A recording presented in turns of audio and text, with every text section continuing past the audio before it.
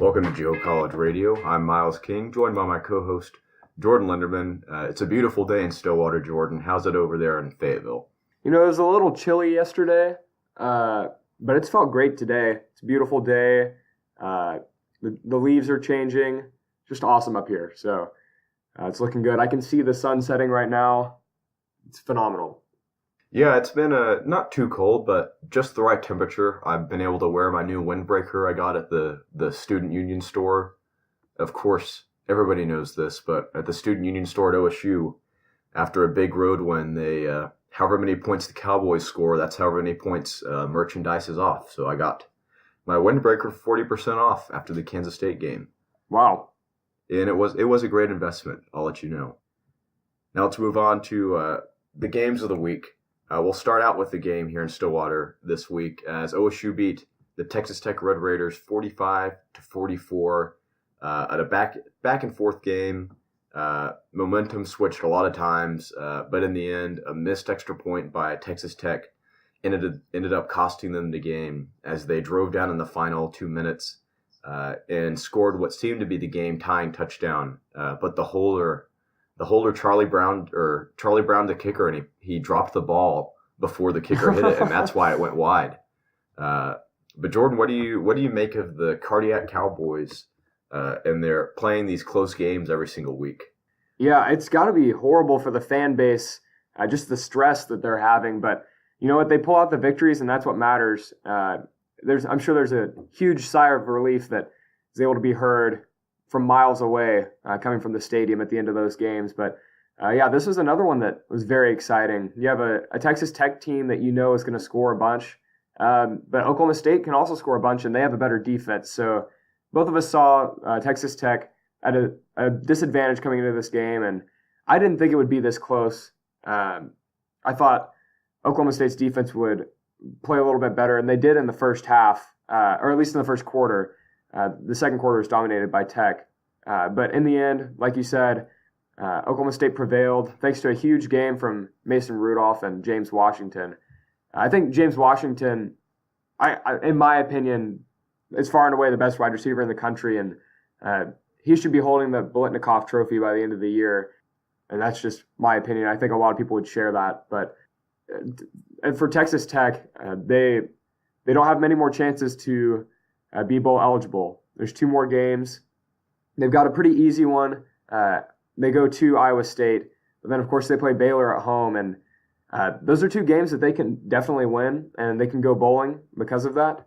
But it's going to have to come down to if their defense can get even 2 stops in a game, maybe get some turnovers, because you know that Patrick Mahomes is going to play. He had another big game, but they need the rushing attack to get going and the defense to be able to stop anything.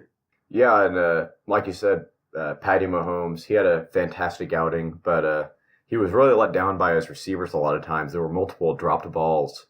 But I do give credit to the OSU defense at the beginning of the game. They forced 3 straight 3-and-outs by the Tech offense. And then on the 4th drive, they looked like they were going to force another one, but instead of punting, Tech went for it on 4th and short and ended up just getting it. And then there wasn't much resistance the rest of the game from the Cowboys. They forced a turnover in the 3rd quarter on a fumble. But other than those first few series, Texas Tech seemed to be driving the ball at will.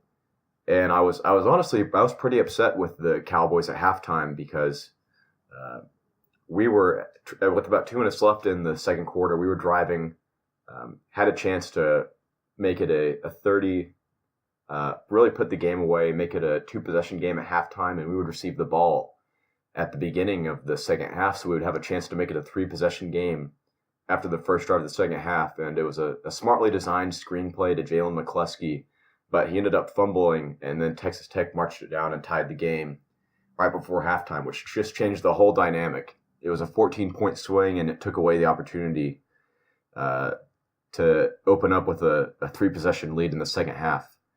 And really, the Cowboys, they almost tried to beat themselves once again, just like they did in Manhattan. A fumble lost. They allowed Tech to convert on a fake punt. Tech recovered an onside kick in the third quarter.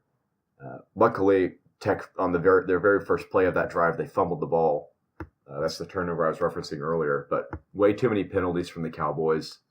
But in the end, they were superiorly coached, had the better talent, and that ends up showing up in the final score. Yeah, you have to recruit both sides of the ball, and Oklahoma State's been recruiting big time, getting a lot better classes as the years go along because players are seeing that this Oklahoma State school they have a very prestigious program that year in and year out is coming to play, especially these past 4 years, or 5 years, ever since Whedon and Blackman were tearing it up on the field. But this is an Oklahoma State team that Miles and I were talking about this before we started recording. They have a chance to get to the playoff. A 2-loss team, like Miles can tell you exactly what the Texas Tech athletic director said, who's the chairman of College Football Playoff Committee, but he doesn't believe that Oklahoma State should be considered a 1-loss team. He believes they should be considered a 2-loss team. But even in that scenario where they are considered a 2-loss team, this is still a potential conference champion.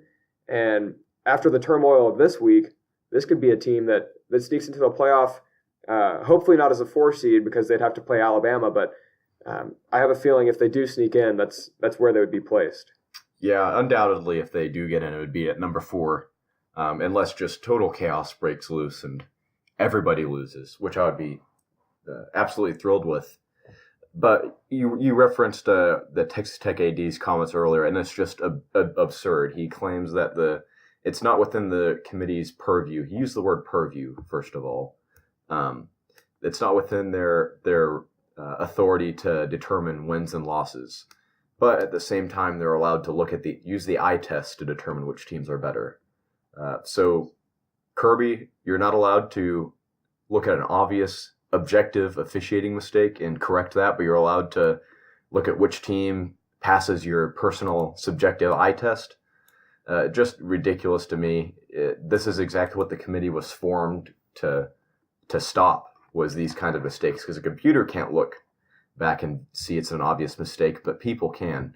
So it is frustrating that they're not doing the right thing and counting us as a 9-1 team. But even if they do count us as a 2-loss team, like you said, the scenario, the path exists for us to make it to the playoff. Lots of things have to happen, but we just saw Donald Trump a presidential election win in a race he wasn't supposed to win. So I think the Cowboys, this is the year of the upset. I think they're going to go to the playoff, like I called on the pod last week. That's a very bold prediction. I sure hope that they do, but like we said earlier, they would draw Alabama most likely, and that's always going to be a tough outing anytime you're playing a Nick Saban coach team. Just always well prepared. They always have the best players, 5 stars backing up 5 stars, as we said on previous podcasts. But like you said, I don't understand why the Texas Tech athletic director is not going to overlook that loss. For one, it benefits the conference because he's in a position of power where he could possibly slot Oklahoma State in the playoff, help the conference, and make the overall appeal of the conference much greater.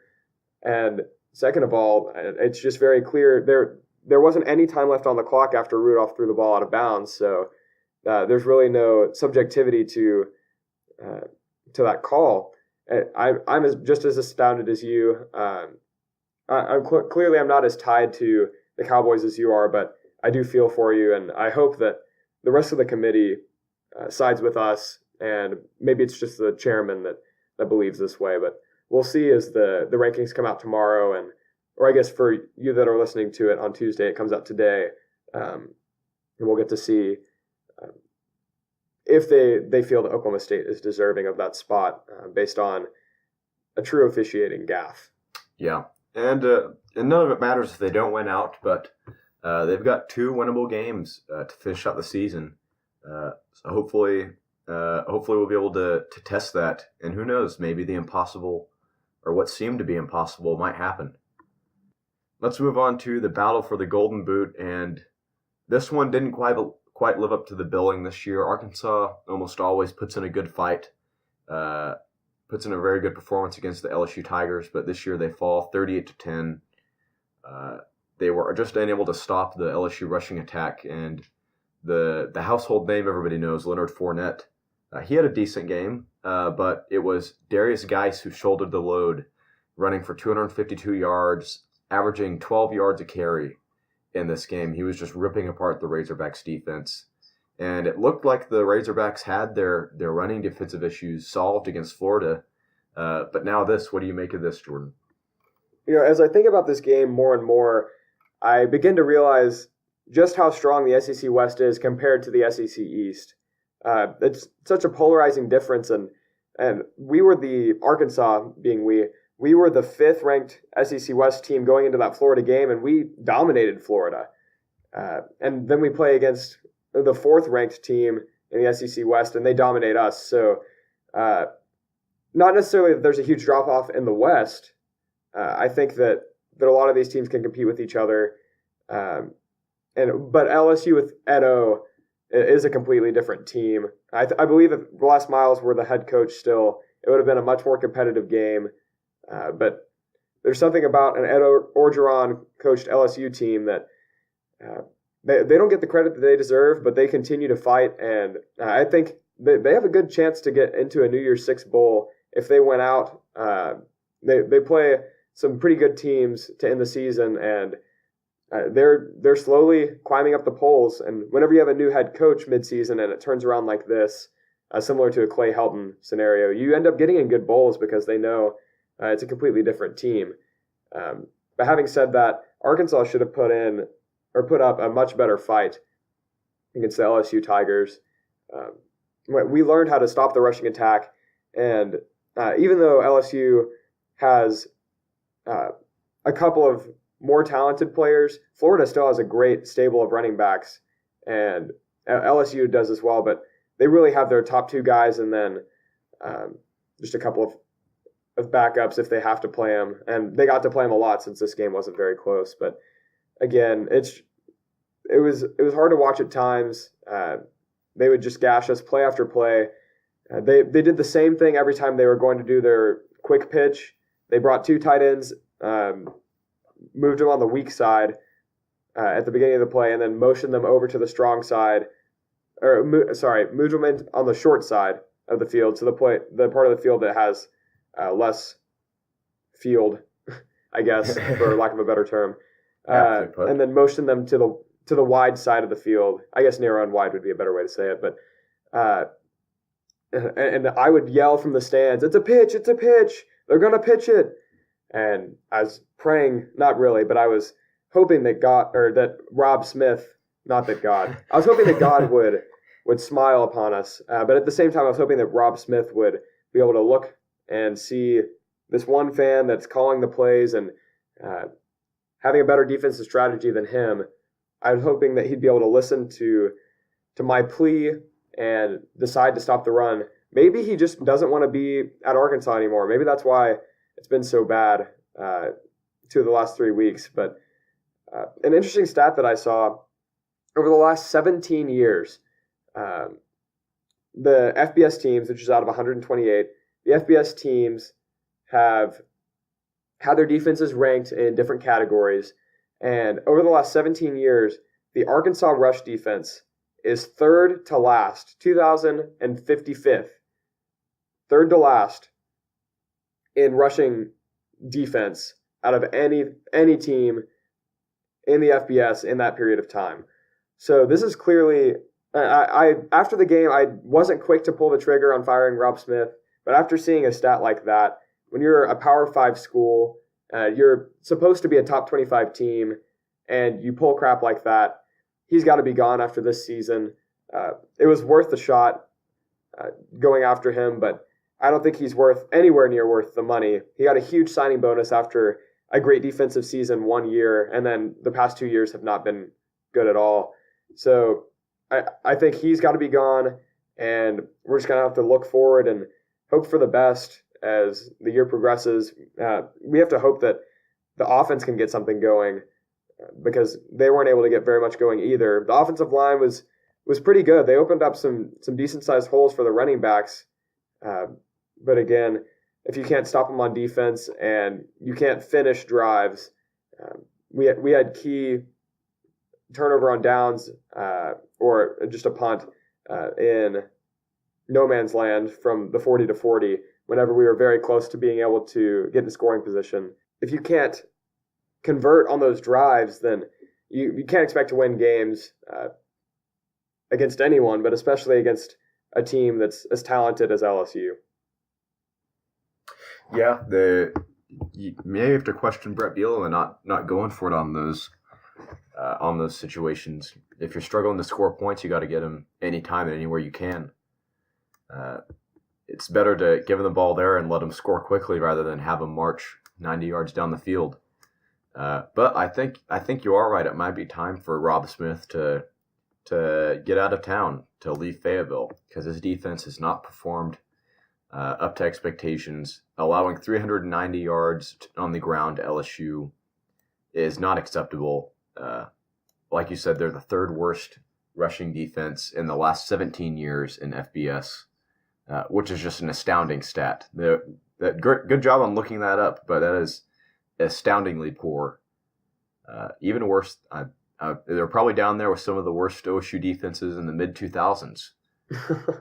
Probably below that for rush defense. Hopefully the Hogs will be able to recover. They're going bowling. The season's not totally lost. Of course, we had maybe higher expectations, maybe hoping they would be able to compete potentially for a conference title, SEC West title, after their upset win of TCU and Fort Worth. But it hasn't quite panned out that way. Hopefully, Brett Bielema will make the necessary changes in the offense or on the coaching staff this offseason and get the Hogs going again next year. And to all you Razorback fans out there, I have a personal message for you, and it's not to lose faith. Looking at how much Brett Bielema has brought us along in these 3 years, we've improved by a game every year, and we still have the opportunity to do that. We're 6-4, which is better than we were projected. We were projected to be dead last in the West. So being where we are, it's better than we were projected. We have a new quarterback, running back, a new offensive line, or at least those great players that were on the offensive line, the Sebastian Tretolas and Denver Kirklands and players like them. They aren't on our offensive line anymore. They were huge for us, no pun intended. But we're having to train a lot of offensive linemen to become one unit, and that's tough. On the defensive side, there's no excuse. We lost one starter, but I want you guys to be able to rest assured that we will continue to improve. We've got 2 teams that we should beat at the end of the year to go 8-4 and get to a pretty decent bowl game that should be very winnable. So don't lose hope, don't lose faith. Just remember that we were predicted to be dead last, and we never get the respect that we deserve preseason. So expect that next season too. We'll probably be projected as dead last in the West, but we'll continue to play, and we'll have a team that's gotten a little bit more experience under their belts, and they might be able to compete against the LSUs, the Alabamas, and the A&Ms next year. Well said. Now let's go on. Jordan, you called this one, and I have to say I was planning on calling this one, but you took it from me, and I should have stuck with it. But the Pittsburgh Panthers rolled into Death Valley, and they upset Clemson 43-42. Chris blew it. Ironically, he did not blow it, and he hit the game-winning field goal right almost as time expired. No time for Clemson to go back and score. But this is a shocking upset, and one of many we'll get to today. But nobody was expecting Pitt to be able to go down and win this in Death Valley, except for you. Yeah, I mean, I was talking to a couple of my friends up here in Fayetteville, and they were calling me crazy. They said no way, but I had a feeling. Of course, it wasn't the likeliest conclusion to come to. Obviously, Clemson was the number 2 team in the country before this, and they had played fairly well all year. But I saw some trends. Whenever Clemson plays at home, they played NC State close. NC State really should have won that game, and they didn't. But the week after, Clemson plays and at home and wins by a landslide. So to me, that's a recipe for a disaster because you aren't well prepared at home one week, and the next week you're playing against a team that's not even close to your caliber, and you blow them out. So you think that you're hot stuff now. You think that you're the team, the best team in the country. And I think with this Pittsburgh team that's competed very well with pretty much every team that they've played throughout the season, of course, they lost a relatively close one to Oklahoma State. They beat Penn State. They lost by 1 to North Carolina, 3 to Virginia Tech. The list goes on, but they've competed in just about every game this year, and they were ready to take on a Clemson team at Clemson. And the reason that a lot of people didn't even think about picking Pittsburgh was because it was at Clemson. But I think they're weaker at home than they are on the road, and that led me to my conclusion. But this kid, James Conner, getting to the game itself, he is a grown man. He has a great story. He had leukemia, I believe, or it was either leukemia, and he continued to practice with his team while he was getting cancer treatment, which is, I can't even imagine how awful that is, but he's been a real leader for his team. It's hard to find a guy with that kind of character and that kind of drive to continue to play whenever you're getting chemotherapy treatment, but he was able to do it, and he's really been more than just a great player on their team. He's been a leader and a man that the other players can look at and aspire to be. So whenever you have such a motivational player such as James Conner, Nate Peterman, who had a great game, and then a defense that made stops when it had to.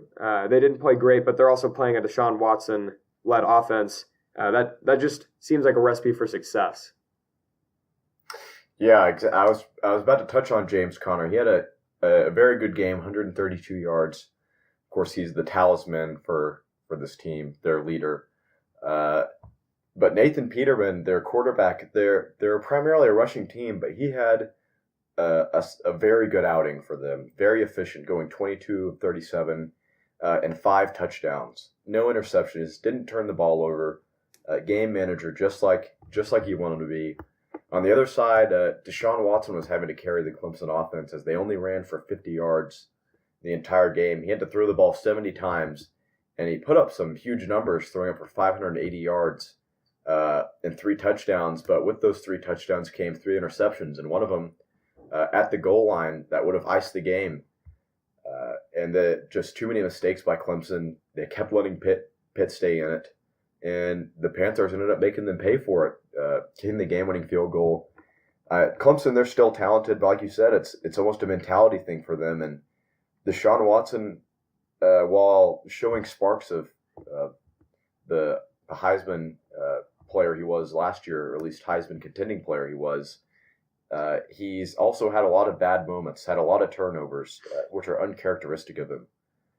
I still think Clemson will make the playoff.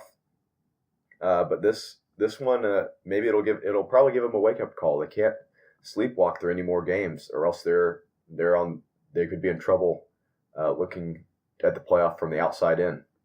And they are going to a Wake Forest team this next week that comes to play every single game. They lost it in the second half, which we'll get to this game later, but they lost it in the second half against Louisville. But the first half, they were manhandling Louisville. So if Wake can play the way that they did in that first half for all 4 quarters against Clemson, look out, because we might see a new ACC champion for at least for that division. And then I'm only assuming that their division will have the champion, since North Carolina or Virginia Tech is going to be the representative for the other division. So watch out, because a Louisville might be able to make it in. And, of course, they have the best player in the country, whose Heisman odds, by the way, at this point in time are 1 to 50. So if you put $1 down, you'll make 2 cents on it. So they don't want anyone else putting money down on not Deshaun Watson, on Lamar Jackson. I'm sure they want a lot of people putting money down on Deshaun Watson because he's almost eliminated, considering how many turnovers he's had throughout the year. But I wouldn't slot them in at this point. I think they're going to have to definitely be paying attention to Wake Forest. It should be a wake-up call, and it should be a game that they win. But if they didn't really react to this game, if they come out flat or they come out too emotional and get shut down quickly, this could be a bad end of the season for Dabo. Yeah, they've got of course they have the talent. They just have to keep their focus and not stumble at the end of the season once again, or else what was once a very promising season could go down the drain just like that. Now that was number 2 going down. Let's talk about how number 3, the Michigan Wolverines, went down in Iowa City, Iowa, against the Iowa Hawkeyes. The Iowa Hawkeyes knock off Michigan 14-13 on another last-second game-winning field goal. Crazy game. Kirk Ferentz showing why his 10-year contract extension this summer was in fact valid. He inches it toward that elusive 7-5 record, which gets him another year of guaranteed money. But I'm going to stop making fun of Kirk Ferentz now and give credit to the Iowa Hawkeyes because they played a fantastic game against the Michigan Wolverines. Of course, the offense did just enough to get him over the hump, but the defense really shut down the Wolverines. Wilton Speight went 11 of 26, barely had over 100 yards. Michigan couldn't get over 100 yards on the ground. And no team has really done that to Michigan this year. Their offense has been pretty much unstoppable against everybody. But give credit to Iowa, the home crowd bolstering them. They were able to pull out this victory. Yeah, Miles, and like you said, it's the Iowa Hawkeyes defense that deserves a lot of the praise. Pretty much all of the praise. Had they not gotten the safety in the middle of the game, they would have lost by 1. So this is the Hawkeyes team that isn't going to astound you in any facet of their offense normally, but Akram Wadley came to play in this game, the junior from Newark, who had 23 rushing attempts for 115 yards. 5 yards a carry, I'll take that any day, especially after watching this last game with the Hogs. But he came to play, and really, he was the only player on the offense that needed to show up. The quarterback didn't do a whole lot. C.J. Beathard is not a great quarterback. I wouldn't even consider him a game manager. He's just someone on the field that if you need them to throw the ball, like, I guess they can, but you'd prefer him to hand it off to Akram Wadley. So Akram Wadley was also the leading receiver in this game. He had 52 of C.J. Beathard's 66 passing yards. So really, you have to give all the credit to him. He played a great game offensively, but the majority of the credit for the entire game itself should go to the Hawkeyes. Also, this is a Michigan team that normally, like you said, comes out with a lot more offensive firepower. Davion Smith didn't do nearly as well as he normally does, only having just a shade over 2 yards per carry. And Wilton Speight, he had probably one of his worst games, but not a horrible game. You could still expect a victory against Iowa with his numbers, but I think it comes down to their rushing inefficiency and the fact that they just weren't able to get anything going. Yeah, I mean, they were just completely stuffed, and Iowa really clearly won the game in the trenches. Like you said, Akram Wadley had a great game, but the big men up front were giving some holes for him, and he had a few runs where he was just juking out some Michigan defenders, Justice Hill-esque, if I might say so. You may. Yeah. But yeah, the rushing just wasn't there for Michigan. And news came out today that Wilton Speight broke his collarbone, so it's doubtful that he'll be able to play another game this season, really, which would be a huge blow for them going forward. And if let's remind everybody, if Ohio State beats Michigan this year, then it will be Penn State going to the Big Ten title game, assuming they went out. But Penn State's last 2 games are against Michigan State and Rutgers. So I think it is safe to assume they'll beat both of those with how the season has gone for each of those teams. So it could be that neither team from the big game is able to get into the Big Ten championship, which would be quite surprising. Not how anybody before the season would have predicted. Yeah, and I think Michigan fans are calling for Jim Harbaugh's head at this point. They've had enough. They want James McWeeny. They want the legend, the not-so-living legend. They want him back.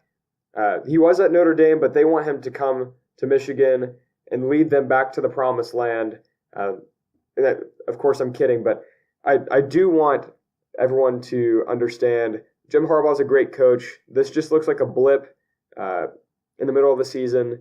I'm sure he'll have them turned around, but like Miles said, they're losing their starting quarterback, and that's always a tough transition. Not that he was the one that generated the most offense on their team, but he's still a good contributor and a consistent leader in the huddle. So look out for that. That could contribute to any upset picks we have for the rest of the season. So continue to watch for that. Yep. And like you said, Harbaugh is a great coach, but probably wouldn't hurt to take some defensive philosophies from the great coach James McWeeny. Yeah, with 5 shutouts in his one season, I'm surprised he wasn't tenured. Yeah, just insane. A massive mistake by Notre Dame. There would be statues of James McWeeny all across the country if they had kept him.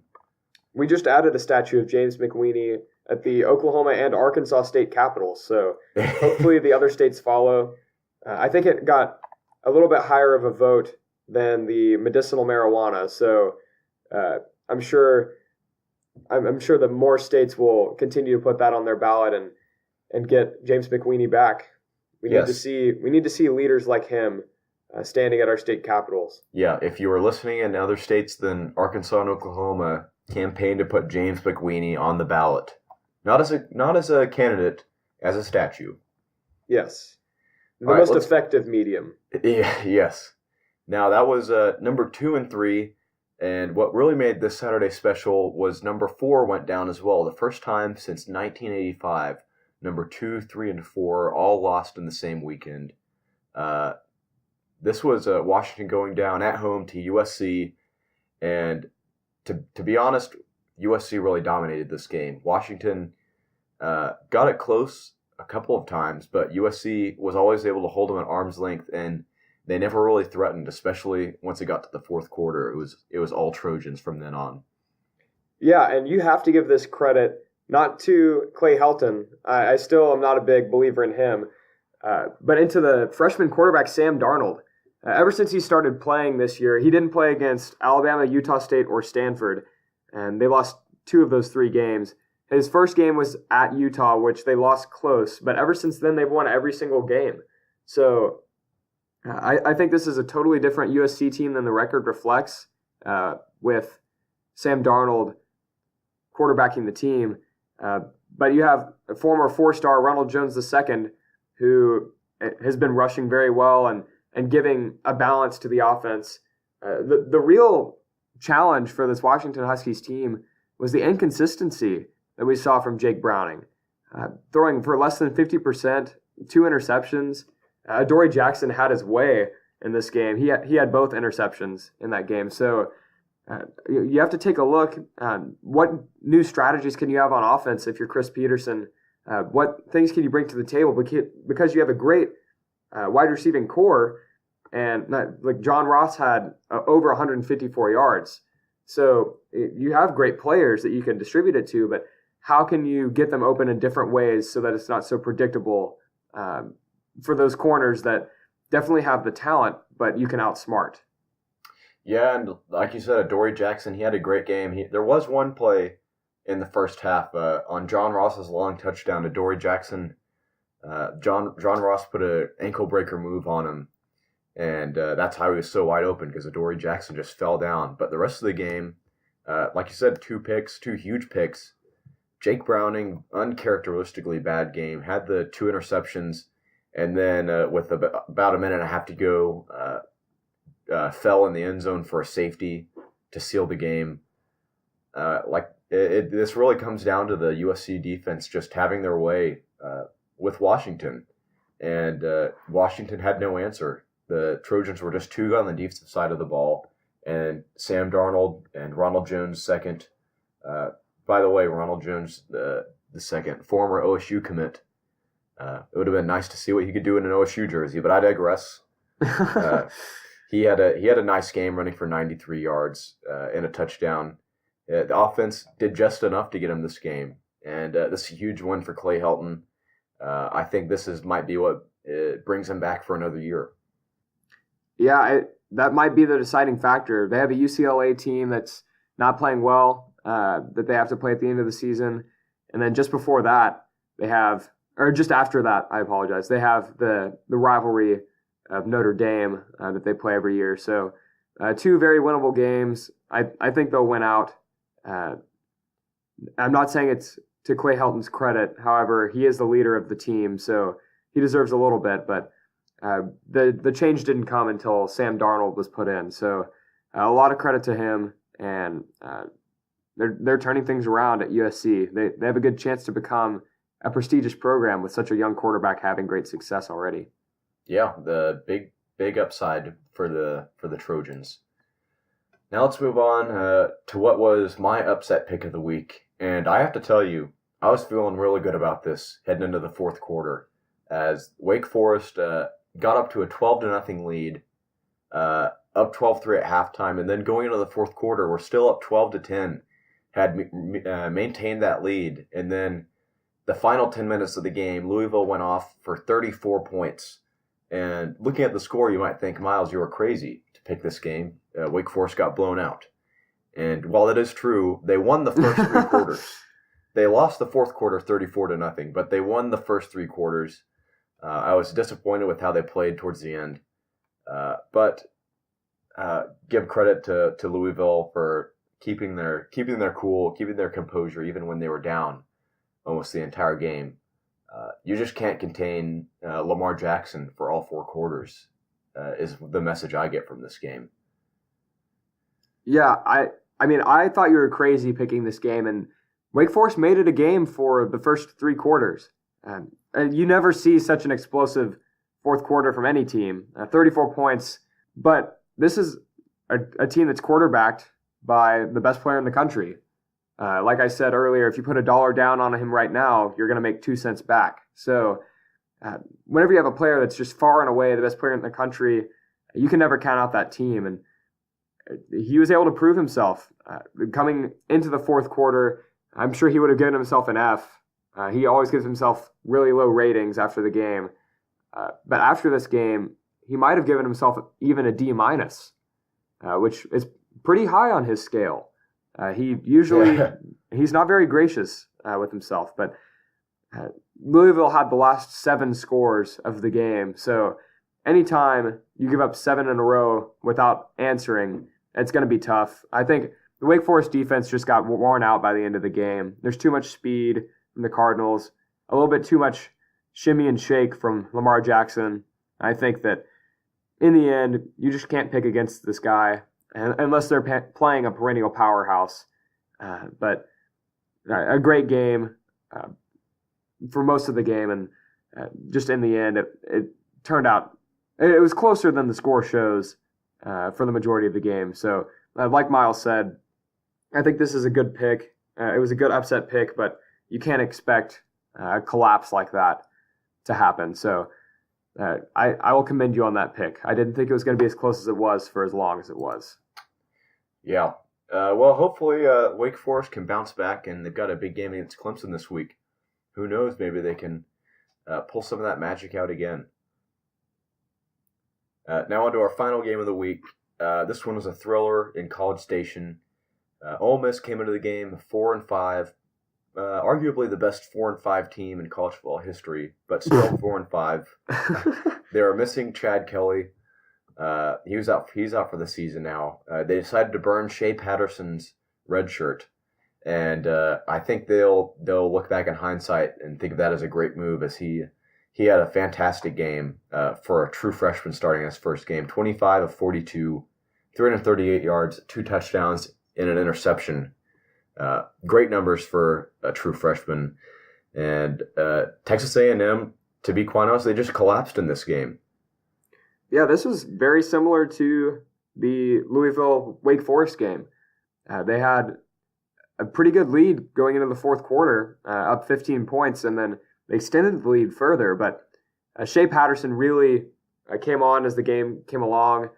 He had 2 touchdown passes in his debut game. So you don't expect that from a freshman that had no expectation of playing this season. He was redshirted. He knew, or he thought he knew, that he wouldn't be playing at all. And he gets in one of the biggest games for someone to start their career. I will say Brandon Allen starting against Alabama a couple of years ago, that was probably the biggest game I've ever seen from a first-year player. But Shea Patterson, he was able to get a lot done. And again, Miles and I were talking about this before the podcast, but he did look a lot like Johnny Manziel. I'm sure Aggies fans were confused when wondering why Johnny Manziel would go back to college and play against the Aggies. But indeed, it was not Johnny Manziel. I'm just telling all the Aggie fans out there that were a little bit confused. It was not him. It was Shea Patterson, and he was able to make his mark on this game. Akeem Judd had a pretty decent game as well, but it really came down to the efficiency and the clutch gene that he was able to show in the second quarter and in the fourth quarter in the second half of the game. Yeah, and he's going to be a star for the Rebels for years to come, if this game is any indication, which I believe it will be. But the Aggies continue their tailspin as their third loss in a row. Bama, Mississippi State, and now Ole Miss. And this one arguably hurts the most because they were up 28-6 in the fourth quarter. And Ole Miss was able to score 23 unanswered to come back and win this. So not a year, not turning out to be as fruitful as the Aggies would have hoped for. Still a few games of the season, but we will certainly see A&M fall out of the top 10 now after being number 4 with a loss and number 8 with 2 losses. Maybe the committee will take notice and finally drop them a little bit lower now. Yeah, I would not be shocked to see that happen. I wouldn't be shocked to see them at the very edge around where LSU and Arkansas were in the top 25. I think they'll be 23, maybe 24 after that loss. Because whenever you have a starting quarterback like Trevor Knight go out, it's not going to be a recipe for success. So they're having to start Jake Hubenak, who we all know is awful. And I don't see them winning the next 2 games. I think they'll win the next one. They're playing UTSA, but I don't think they'll win for the rest of the season. Yeah, and unless Kevin Sumlin is funneling some money to the playoff committee, they will surely drop quite a bit this week. All right, thank you for joining me this week, Jordan, and thank you for everybody for listening. This has been another week of Joe College Radio. We'll see you later in the week with our preview podcast. Have a good one.